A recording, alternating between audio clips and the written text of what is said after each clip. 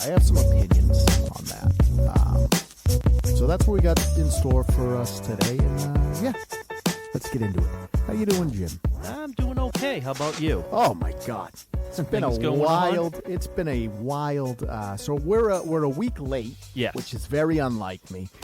Let me tell you what happened. Okay. So I get a phone call Tuesday night. Mm-hmm. Your mom fell down the stairs. Oh. She's on her way to the hospital. Yeah, that's never a good phone call. No, to get. terrible to hear. So I get there, and the ICU surgeon sits me down, and he says, "We think she had, a brain aneurysm. We think she's gone." It's awful. That's as bad as it gets. Right. So I'm trying to process all Right. of this, right? Yeah. And so he's like, well, the neurosurgeon's coming in from home, Mm-hmm. and he's going to take a look at everything, and we'll let you know what the options are. Yeah. Right? So a couple hours go by, and I'm just kind of, with my family, just mulling all this over. Mm-hmm. The neurosurgeon comes in the room, and, I'm just waiting for, whatever the finality of it is. And he goes, yeah, she's going to be fine. That is just the most outrageous thing ever. Like, how in the world? So I pushed my asshole back into my body because, I just... How does it go from one extreme to the other extreme? She's like, there's going to be a long road and everything. Sure, obviously. but that's a totally different thing. Yeah. So we went from, burying my mom to, now we got her in the rehab. And she's up and about and, well, that's good. Tough stuff. Good. But but that's so I thought I'd outrageous. trauma dump on our audience with that one. But that's why we're a week late. Right. If you guys were wondering why there wasn't an episode last week, it's because the hospital. So forgive us. They killed my mom but brought her back. So I don't know. Nice. So that's what's going on with me. So what have you watched? So I watched this movie called The Dark and the Wicked. Have you heard this one? I have not. Okay, it's a Shudder. Hey, I like Shudder. I like Shudder. So this one is one of those ones where it has like that, like the witch aesthetics, right?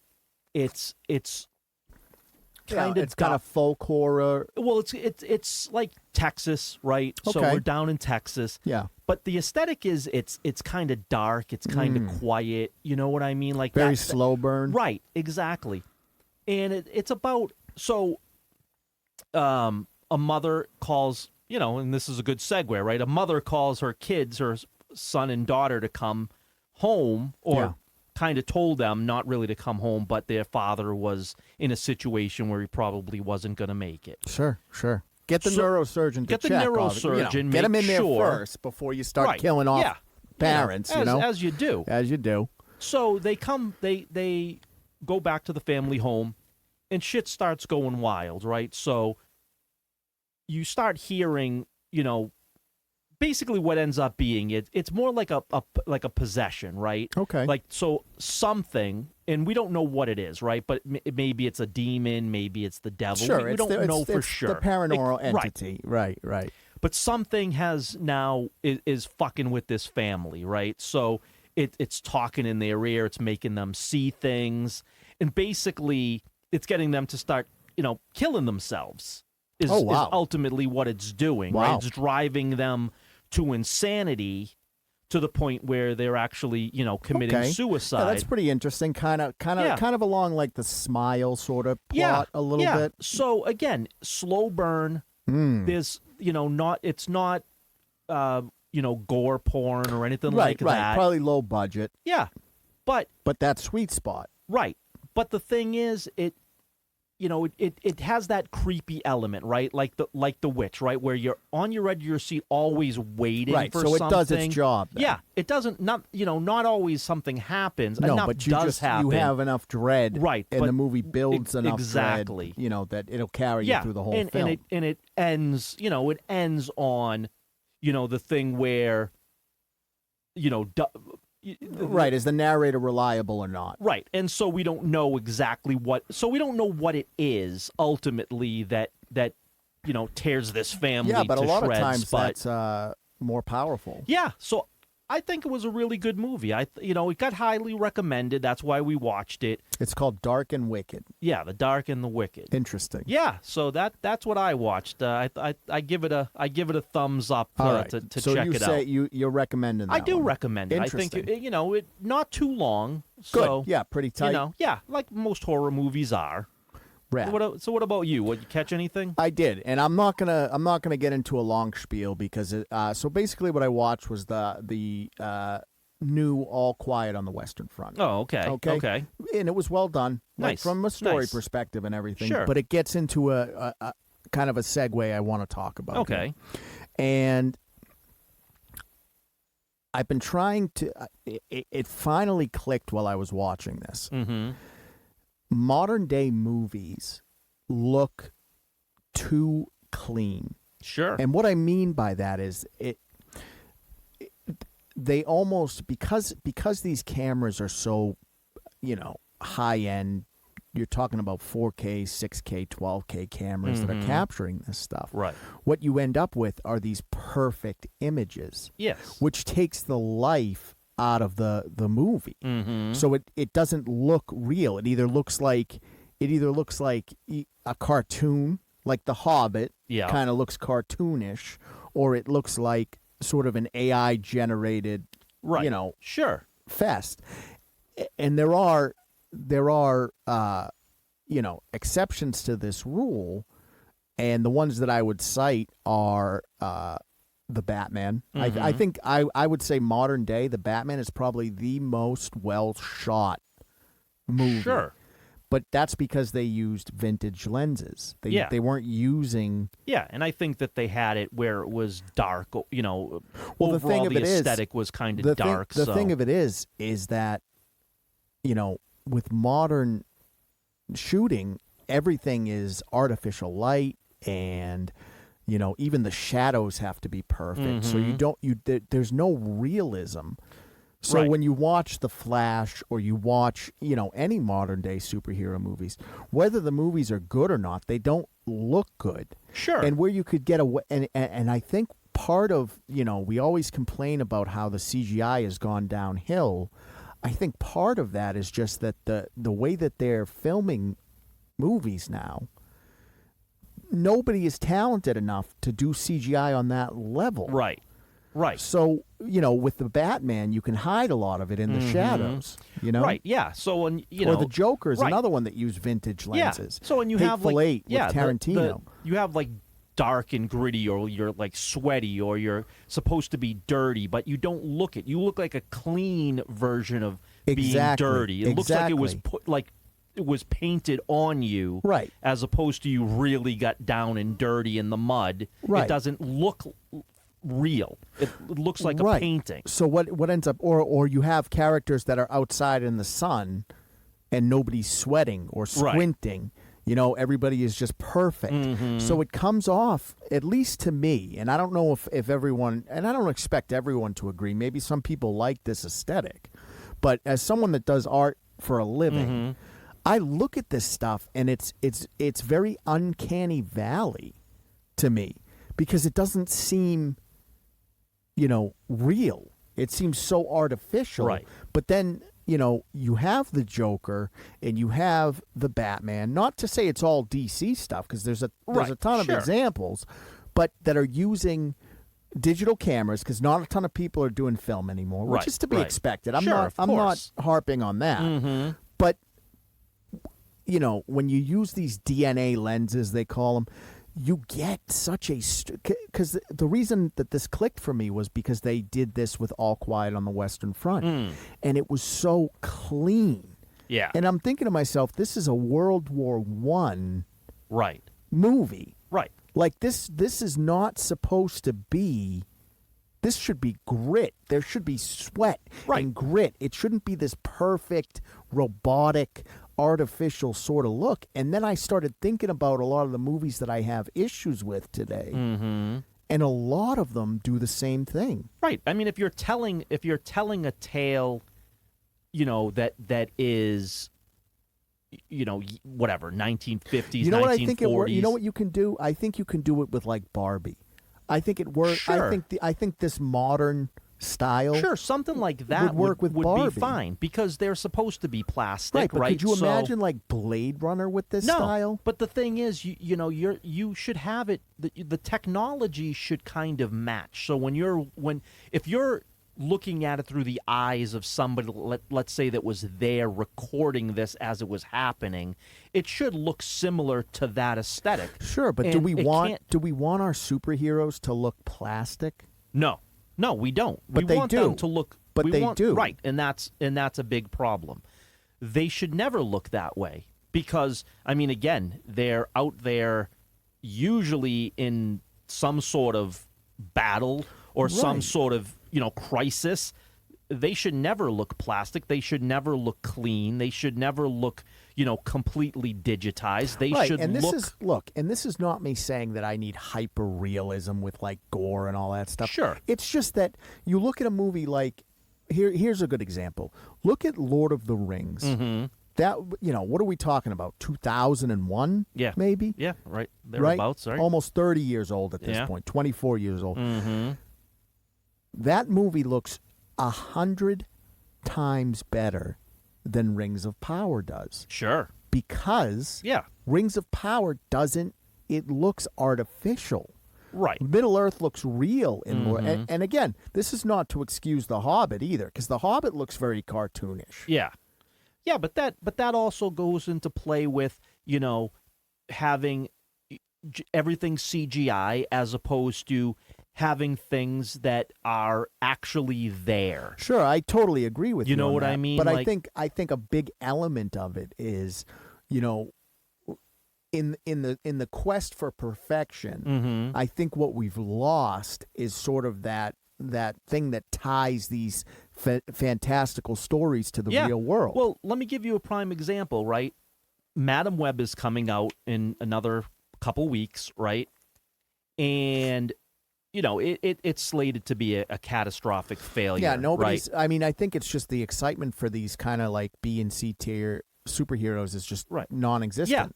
But Dakota Johnson was asked about it, right? And her response was, "Well, I hope I did a good job because I didn't have anything around me.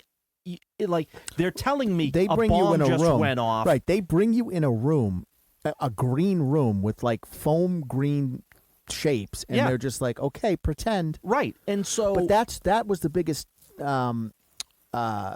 flaw, I think, in the prequels. yeah. Was because Lucas wanted it to be so fantastic. There was so much green screen. So, Right. So yes, some of the acting was a little flat. Right, because it's not the same thing. As having a set. Right, like if an actual explosion went off behind you, you're going to react differently than if someone tells you an explosion went off behind you. And what's even more wild to me is I can't imagine it's any cheaper No, probably building not. it that way than building practical Yeah. sets. So I'm not. Again, my point is I'm not forgiving Madam Web if it bombs because it's a movie that no one wanted and shouldn't have been made.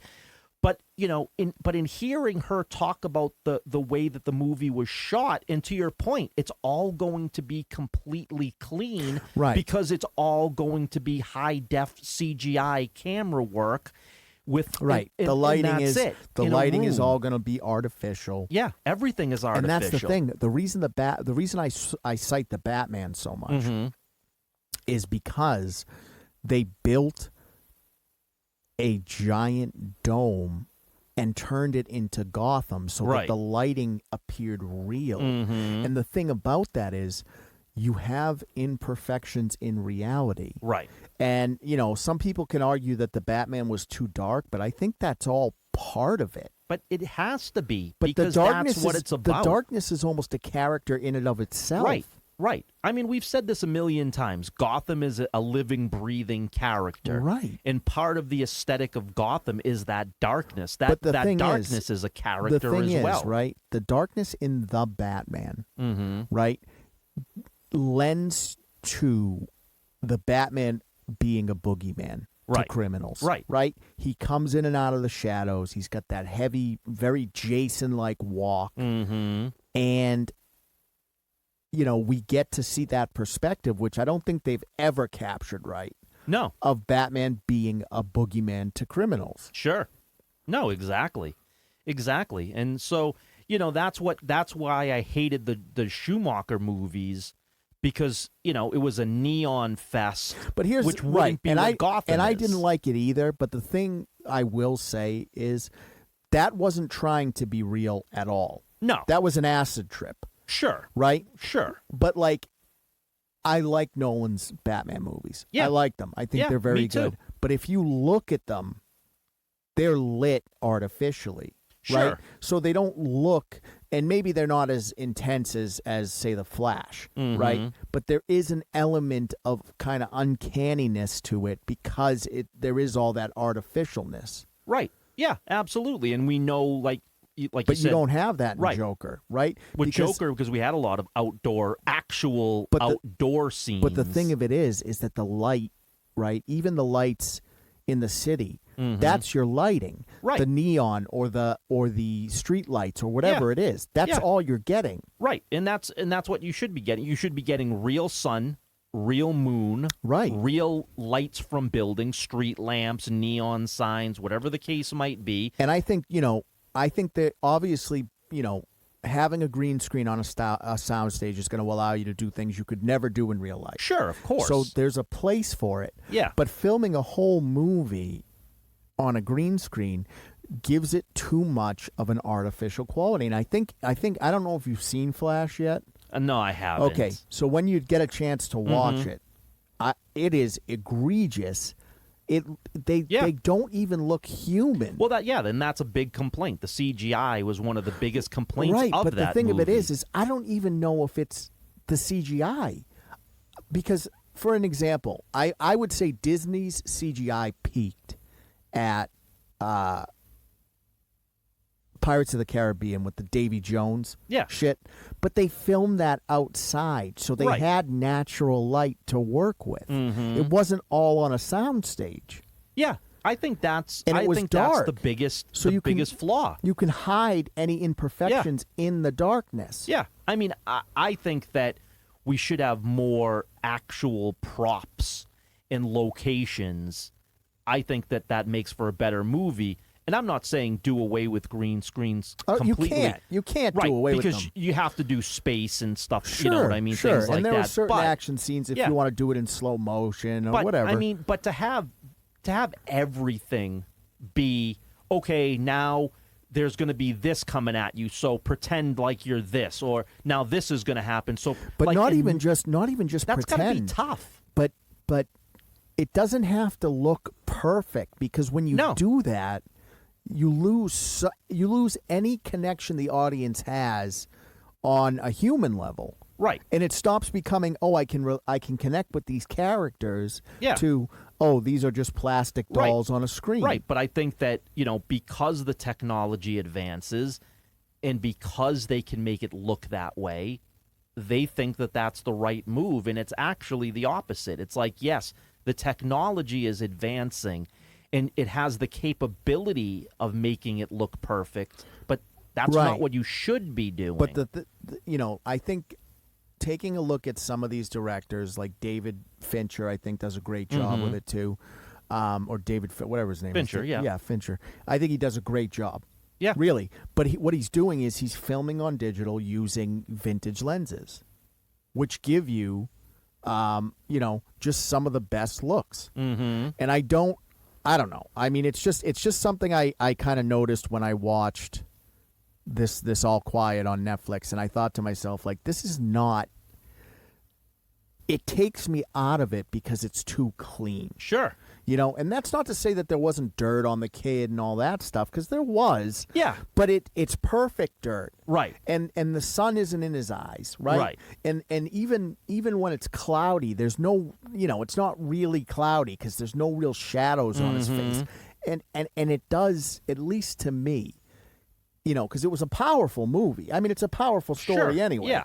But it's, they did a good job with this one. But nice. But you lose so much when you pull me out of it because I'm like, these look like fucking robots. Right, exactly, yeah. I mean, part of when you're outdoors, the element comes into play. It could be an ally. It could be something that, if you're out in the dark and you're, there's a slasher coming to get you, not being able to see it, and being able to, really not be able to see, that's where it's going to be believable. But I mean, if nothing's impeding your vision, I know we harp on horror movies a lot, but I think part of that is that they don't run into this because they don't have the budget. Sure, to run that's into exactly it. That's exactly what is good about it is Right. they don't have the budget to do those things because the problem is they would do it if they had the budget. Right, but because that's I guess the my trend. point to it is that I can point to at least 10 horror movies in the last year that have incredible atmosphere. Sure. And I don't know that I can do that with modern day sort of blockbusters, No, because again, the expectation is too high, and they think that would look. I don't know if it would be cheap is the right word, but they don't want it to look that way, and it's a mistake. I think what it is it's just like, oh, why wouldn't you want it perfect? Right. Exactly. Right? Not realizing, because again, these people aren't artists; they're businessmen. Right. So instead of realizing, well, you don't, when I draw, if I'm drawing a face, it can't be totally symmetrical because it won't look right. Right. Right, but you're right. A businessman is going to look at it and say that looks perfect. Right. Of course we want it perfect. Right. And that's what they're looking at, and they're thinking, "Oh, for my money, that looks perfect. So I'm happy that it looks that good for the amount of money it costs." I understand the reality we're living in, right? This is not me saying, free art. But I think the problem we run into is there are not enough creatives in higher spaces that can actually make decisions. Look, you can put your money men in the money man positions. Sure, of course. But you, as far as in the creative positions go, you should never, ever, ever have a business major there.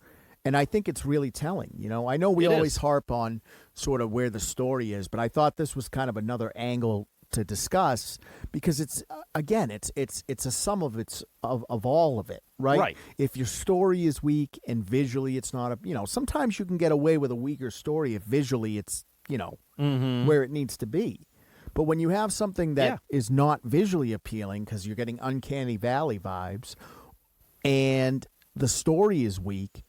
Yeah, and this is where we are in Hollywood. Right. So you're failing on multiple fronts, Yeah. Maybe the cinematography looks good. Maybe the action scenes are choreographed great. Sure. But the actual way that it's shot and the way that it's written, which are huge elements, are subpar at best. Yeah.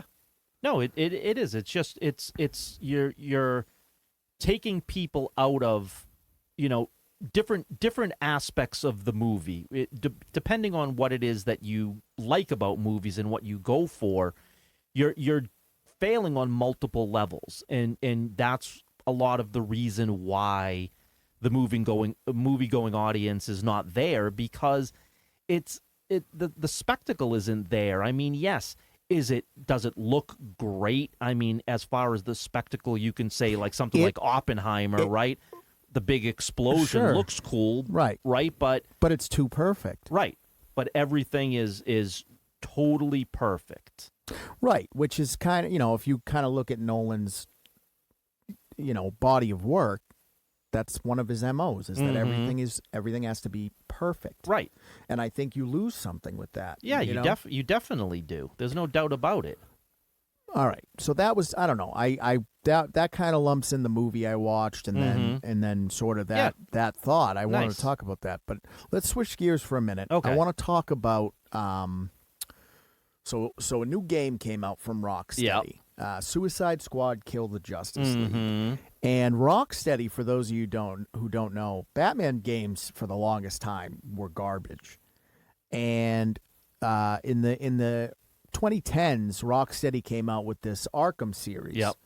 And blew everybody out of the Yeah, water. sure it was did. A great story, great gameplay and everything. Mm-hmm. And then WB kind of obviously went to Zaslav, and Zaslav is the furthest thing from a creative person Sure. Oh, absolutely. that you can find. Like it's incredible to me that we like the way that I view this man is he is an enemy of art because he's actively hurting all of these properties. Sure.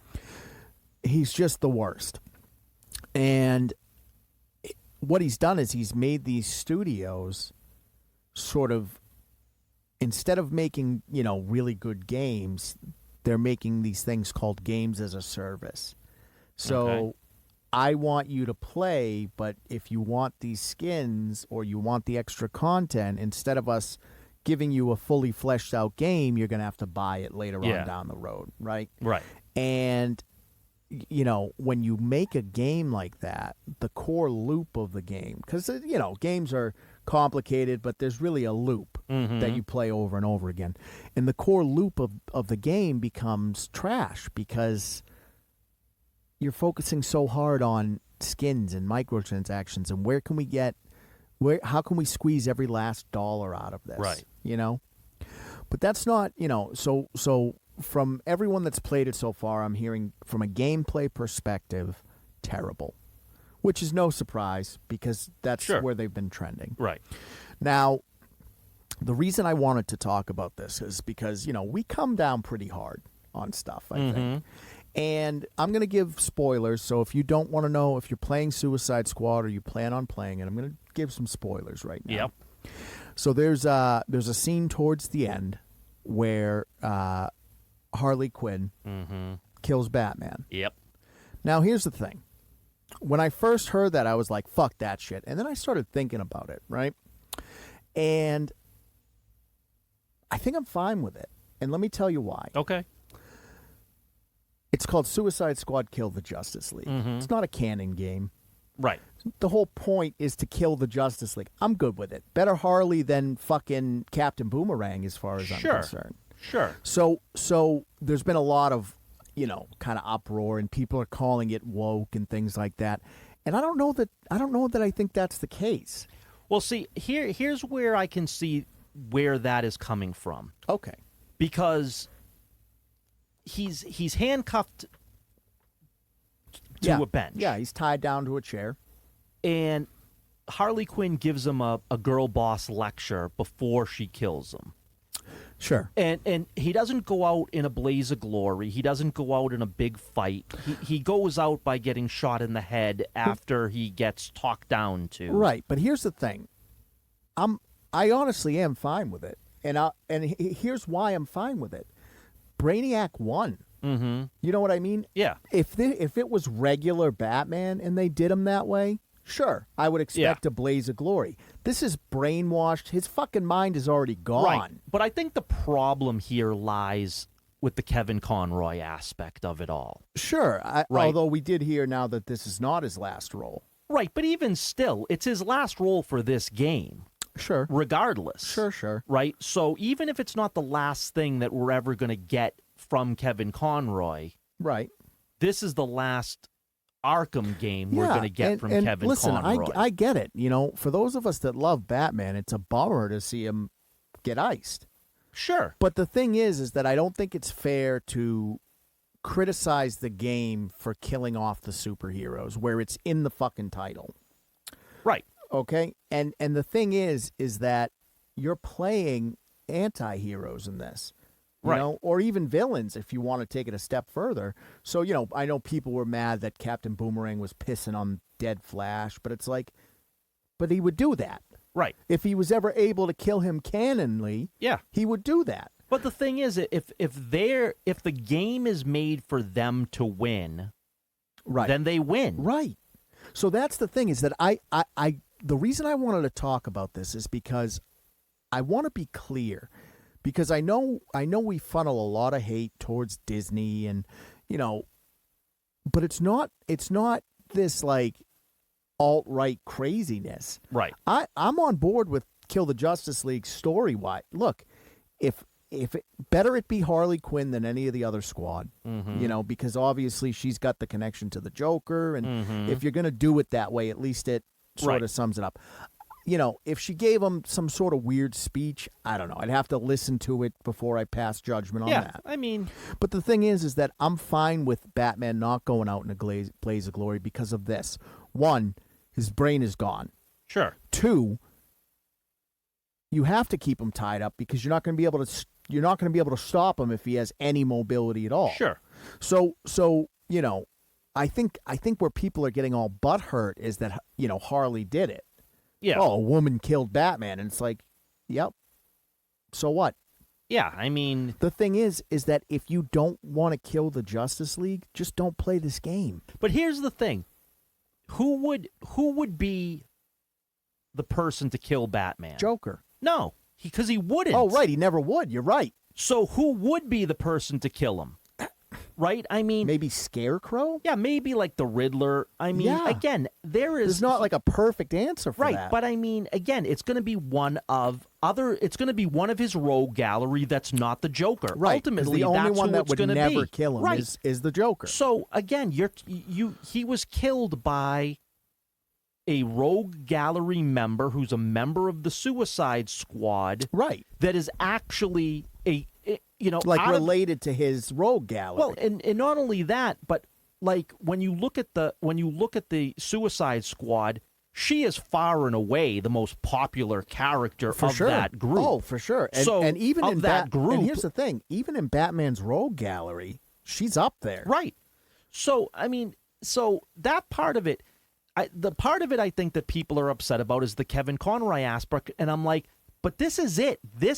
It ends. Whether Batman got shot in the head or walks away and goes back home Right. We're to not the Batcave, we don't get any more. there's no more. So who cares? Right. I think it's important to be able to, go the other direction sometimes and say, look, I don't agree with the woke mob, because that fucking man baby Heels. Mm-hmm. He's crying about it. Oh, of course he is. Right. Always. And the thing is on some things I'm with him. Like I don't like how Galadriel was in the Rings of Power. I think they massacred Willow. Mhm. There are things like that I agree on, but more from it's not because there are women filling these roles. It's because you fundamentally change characters. Right. Now, where I don't agree is this is a huge plot point in this game. Brainiac has brainwashed the Justice League. That's a huge plot point. Mhm. So it's not like, this is a Batman game. Right. Like if this was called Batman, Suicide Squad or something, Mhm. and they did Batman like that, sure. Let me tell you something too, right? I mean, unfortunately, we don't have Kevin Conroy with us anymore. That's a shame. It's horrible. If Kevin Conroy was alive right now, would Kevin Conroy have a problem with this? No. He sure as hell wouldn't. No, he would be fine with it. He'd be saying that was the right play. Right, and it was the right play. Right. So, And the thing is that it's in the title of the game. mhm. Kill the Justice League. But they just did this in the comics too. They just did this in the comics as well. Sure. So again, Yeah, yes, but they've killed Batman 100 right, times. but I mean, but they killed they killed the Justice League, Right, right, right. and they were going to replace him with the Titans, Sure. right? This is what that happened a few years ago, but Right. again, what because Kevin Conroy doesn't voice the Batman? I mean, he probably does in your head if you read Batman comics. yeah, you always. probably, He's the voice. but you know what I'm saying? Yeah. I think the outrage is the Kevin Conroy aspect of it, not the Harley Quinn aspect of it, not the woke aspect of it. See, but that's not what I'm hearing. What I'm hearing is people are mad that Harley killed Batman. Harley would never be able to kill Batman. And it's like maybe Batman when he's, A-game Batman, maybe not.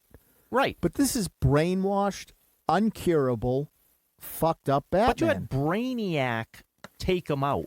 That's That's like the thing 10% is that if you want to be Batman. real about it, it's Brainiac that took him out. Right. Brainiac being short of maybe Doomsday or I don't know, one of the greatest villains out of Superman's rogue gallery, right? I mean, he's not a slouch. Right.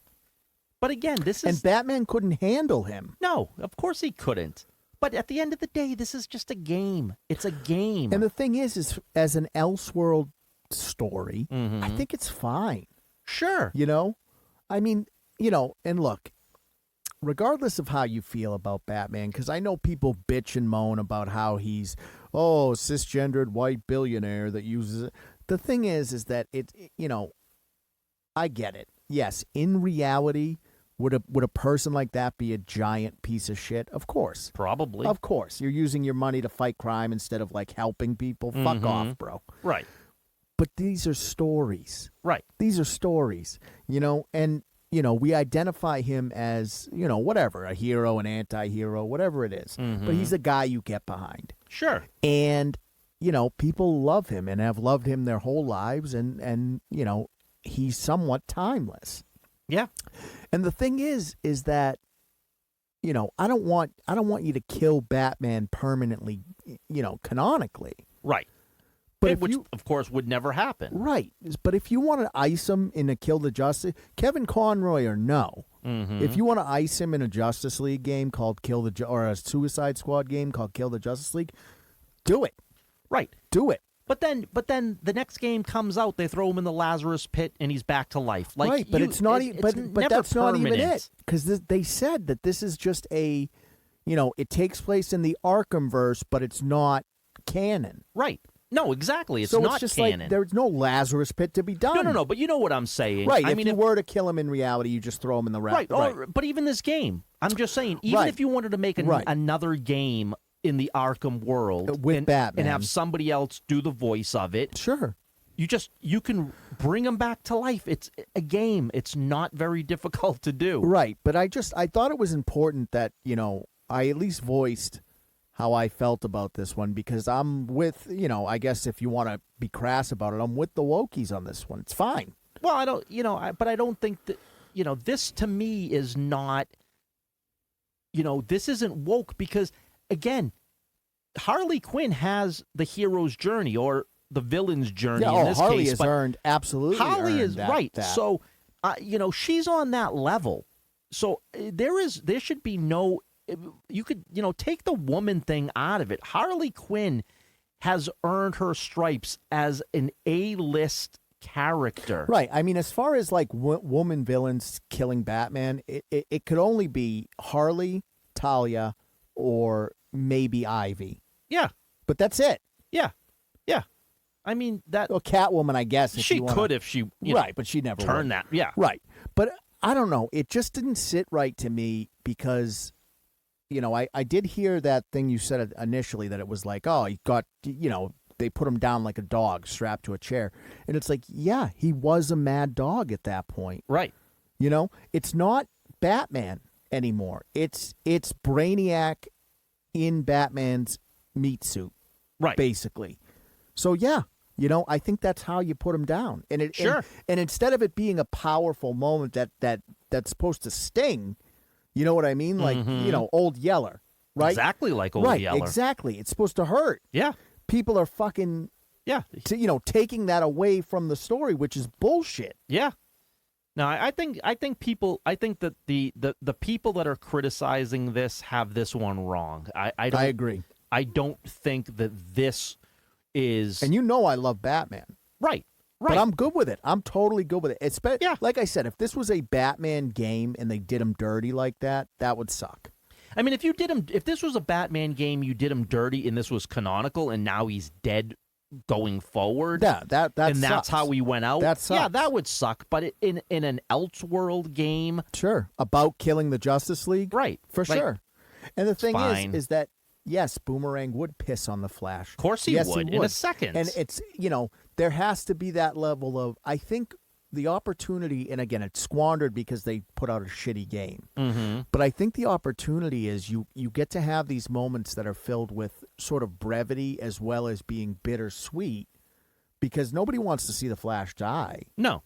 Right? But I mean, if you're going to kill him, right? You know, Boomerang's got to piss on him. Right, but this is what this game was. This game was killing the Justice League and the villains winning.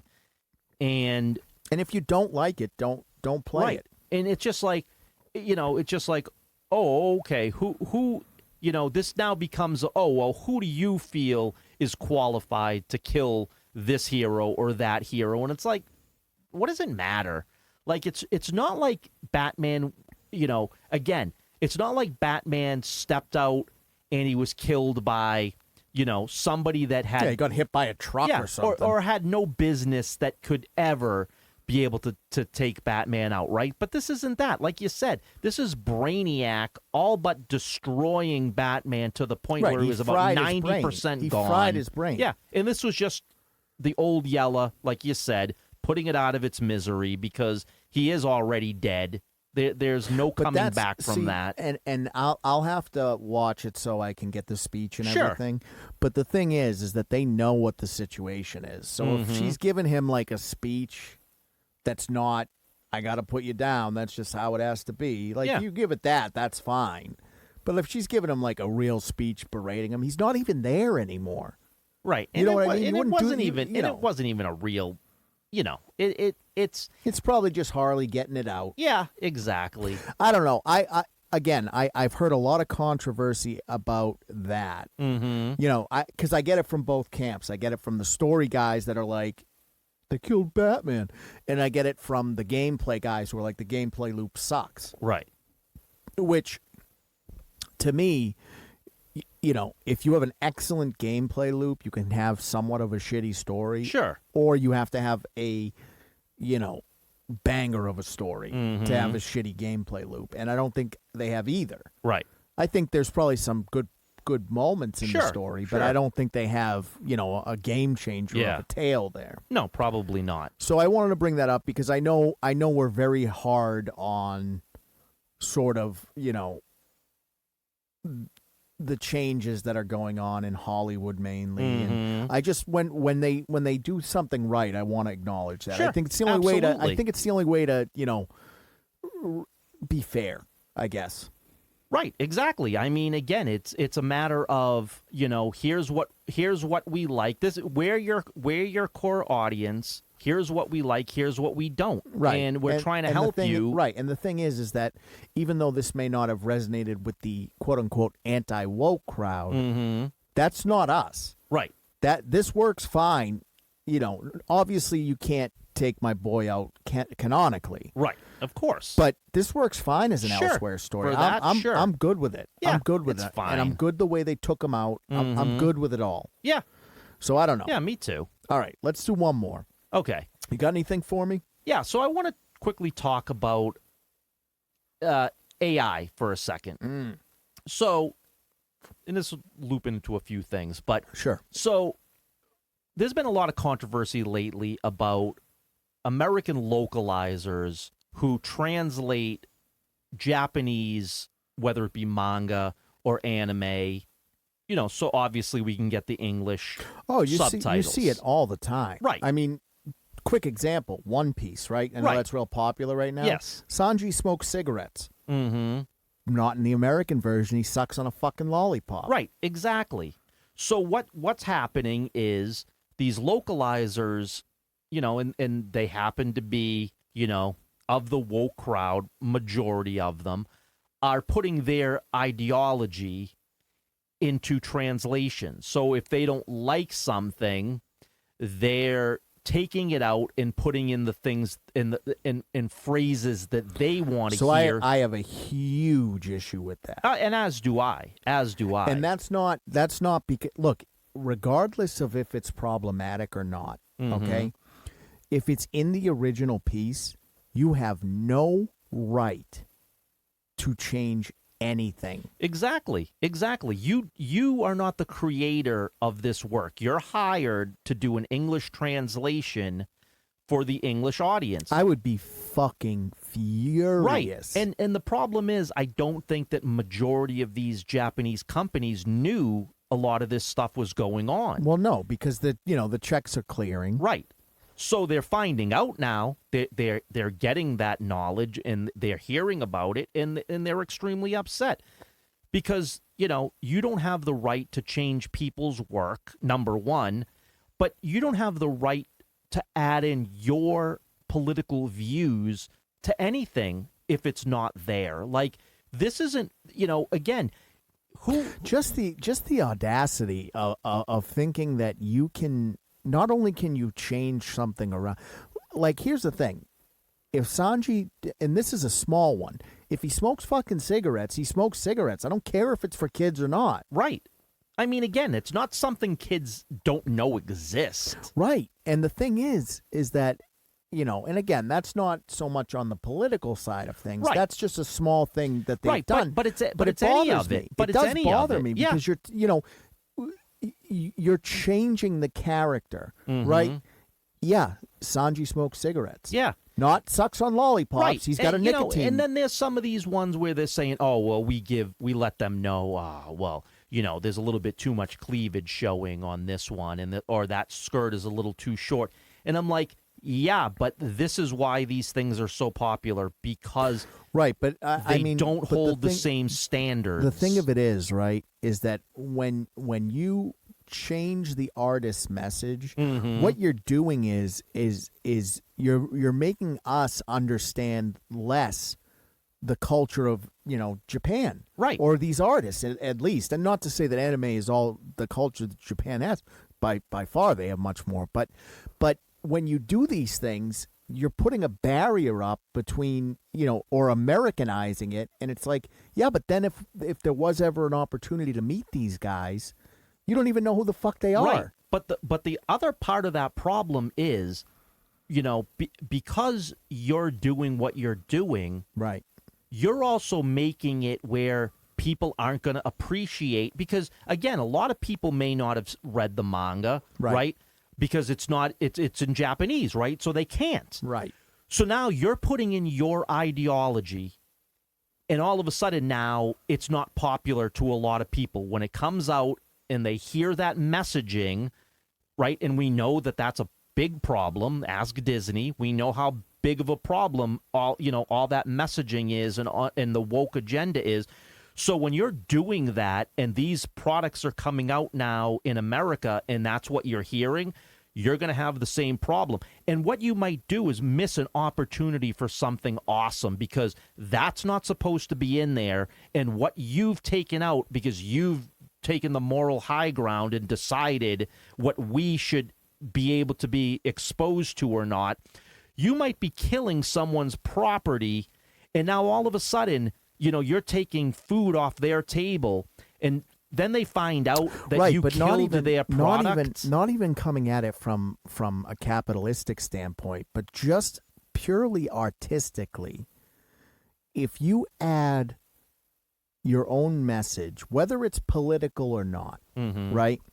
If you change the artist's original message in any way, you're robbing them of their artistic integrity, Right. without even their consent. Exactly. All you're supposed to do is translate it and make it fit in the English language. Right. That's it. You're you're raping the property. Right. That's exactly what you're doing. And again, you might be killing this person's property by what you're doing. And you have no business. No one gave you that license to go and make these changes to these people's work. Now, I'll go the other way, and I'll play advocate a little bit. If the original artist says, hey, I know there are some themes that won't really, make sense to Americans, feel free to Americanize it. Sure, have at it. Do whatever you got to do. If you get that but from the creator, right, then sure. But just getting the property and going, this is a little problematic.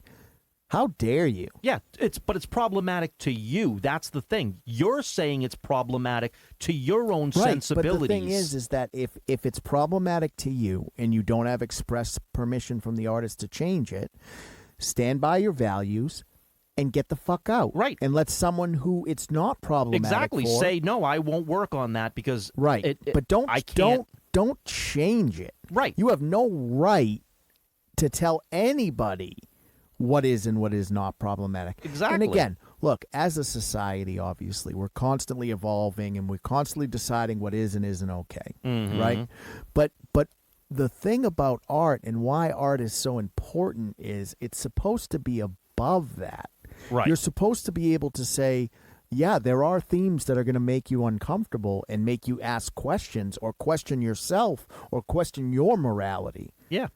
That's the whole purpose of art. So Not- when you fucking whitewash it, Yeah. so to speak, and make it this, well, there's no real villains. Right. You know what I mean? Not everything is supposed to be the same. And that's the whole thing. Right. That's If I wanted fucking vanilla pudding at every meal. Right.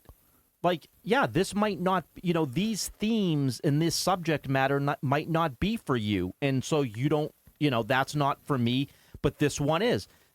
We need all those differences. We need all of those things to be able to live in this world. Right. And we can choose what we want. I think there's a difference between, obviously something as evil as say like, fascism, right? And, changing an artist's story because it doesn't line up with your values. Mm-hmm. You know what I mean? Yeah. Fascism is a real world problem. Sure. Art is supposed to make you question your values or question your integrity or not, Right. depending on what the artist is going for and how it's interpreted. But you're not allowed to change that artist's vision unless you have express permission to do so. Exactly. And I think that's kind of something we're seeing a lot of these days. Too much of. People are bastardizing other people's work. And you know how I feel about AI. Mm-hmm. I think there's a lot of good that can be done with it, but the one thing AI should not be involved in at all is art. No, except in this case now they're going to shift to AI to do the Right. translation. What because you've done is you've just given the computer,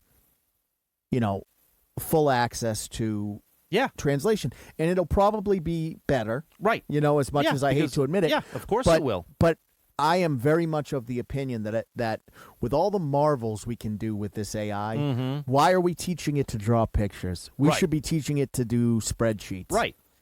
But, again, you have, and I don't know how many people there are, right? But let's say you have 10 people that are, doing these translations.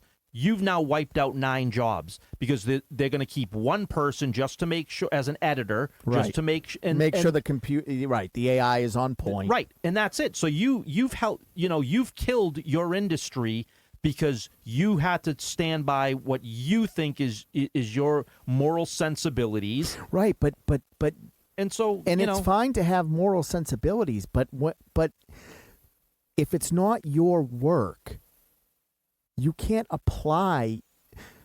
You can have an opinion on it. Sure. Once art goes out to the public, it's everyone's. Sure. But you can't change that art so that other people will have different opinions on it based on your morality. Right. You are not part of the creative process. Right. And that's what, unfortunately, these people got in their head that they're like, okay, we're doing the translation and we're gonna make it for the modern day American audience. Right, but that's not your place. Right. You're no one gave you that role. You're not. If you want to add any creativity to it, the creativity should have been, this stanza doesn't make sense in English. How can we convey the message so it's exactly the same in an English all way? You're supposed to that's be doing. the creativity behind it. That's not it. changing the message. Nope. That's all you're supposed to be doing. Make it work in English. And the thing is that, for all of your sort of virtue signaling, you're giving the machines what they want. Right. Exactly. You're pushing to go to AI because you can't control yourselves. These people, they just can't control themselves. They can't just do the job. Nope. They have and here's to take the thing. their It's message. It's not a specific person or a personality type.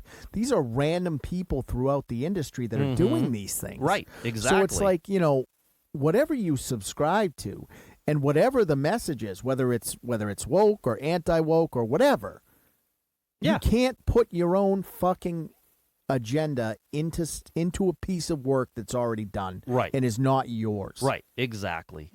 All right. Let's put this one to bed before I have an aneurysm. Right. Exactly. So that's up. Jim, as always. Yeah. Got 88 of these in the book. Down. Whew. What's going on? Well, we last time we talked, we launched Chapter 2 of Eva. Yeah. That's over on Webtoons. Yeah, and we're building. Yep. So Chapter 1 and Chapter 2 are out now. Going to start gearing up for Chapter 3. But in the meantime, we got new art dropping every sinle week. So check what out do we the have? socials. Jurassic Park. Did a Jurassic Park like piece. that one. Yeah. Very rad. All right, guys. So you know where we're at. CatalystCrafting.com is the main website. Catalyst Creations NH is the Etsy store. We're going to be at Northeast Comic Con at the beginning of March down in Foxborough, Massachusetts. Still waiting on Anime Boston. Right? I don't know. We're trying to get in. We'll let you guys know.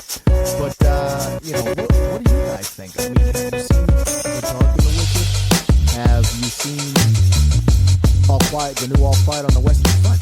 Do you think I'm crazy when I say movies are too clean? They look too clean. Do you like that aesthetic? Do you dislike that aesthetic? What's your opinion on and how do you feel about what's going on with the